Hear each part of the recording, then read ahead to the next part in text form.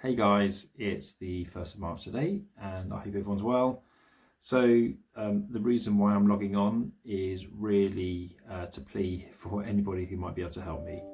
So as you know, I've been training very hard since probably around summertime last year for the Ultra 100k run from London to Brighton, which is taking place in just a little over 12 weeks now. And middle of January I picked up a knee injury and since then have been really struggling. So I went to see a sports therapist originally, and most mornings I've been doing leg strength exercises, but I haven't been out for a run since about the first week of Feb, which has been really painful. So for anybody who's been running before and been building up to an event or whatever events you choose to do, whether it's running or cycling or whatever, you'll know that you sort of like incrementally increase distances and endurance to try to reach your peak. And I've taken not just a small backward step, but I feel like a massive leap backwards, which is obviously having a bit of an effect on not only my body, but sort of mentally, the challenge that you kind of go through with working from home. And running's a good release, and also the sort of the thought that I may get to the start line and not be in the kind of shape that I would hope to be in, and I'm just hoping that doesn't have an effect on me for the race. So we have 12 weeks from Saturday. Today's Monday, but 12 weeks from Saturday. Most training programs which I saw and I looked at before doing all of this, they were around 12 weeks. I'm thinking if I can get back running as of the weekend, then I should probably be okay. I've had my MRI scan, which took place on Saturday, and I think the results will probably be coming out, I think, on Wednesday. So we'll see what they say. I just kind of know from the pains that I've kind of been feeling in my legs when I've been stretching or moving my leg at quite an acute angle that it's just not 100% yet. So I'm kind of expecting it to be bad news. Obviously, we'll see on Wednesday. So this is where the plea comes in.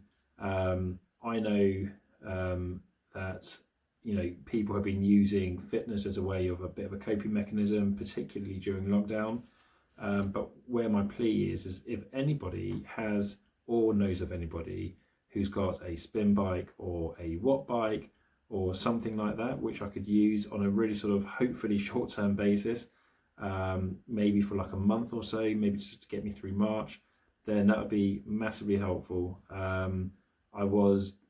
I thought I might be able to carry on with my fitness and endurance by skipping, which I have been doing a little bit of, but it's quite hard, A, to fit it in the time that I do because I get up quite early, and having the skipping rope going outside in the garden, hitting the mat every time is not that kind on our neighbours, so I thought I'd give that one a miss. And also because of skipping, there's, even though it's just a low impact, there's, obviously you're jumping a little bit, which I'm trying to avoid doing. So if anybody has a spin bike or a watt bike that they wouldn't mind lending for circa 3-4 weeks, maybe less, I don't really know, depends on what the results of the MRI scan say and how quickly I'm able to hill, then that would be really, really appreciated. I'm trying my level best to make sure that I'm going to be able to cope with doing a 100-kilometer run. I've never run a marathon before. The furthest I've got up to in my long runs has been 30 kilometers, which in itself I've been quite happy with. But I've never got to marathon distance of 26 miles or 42 kilometers, and this is a challenge. This is going to be a big challenge. And there's different types of ultras you can do.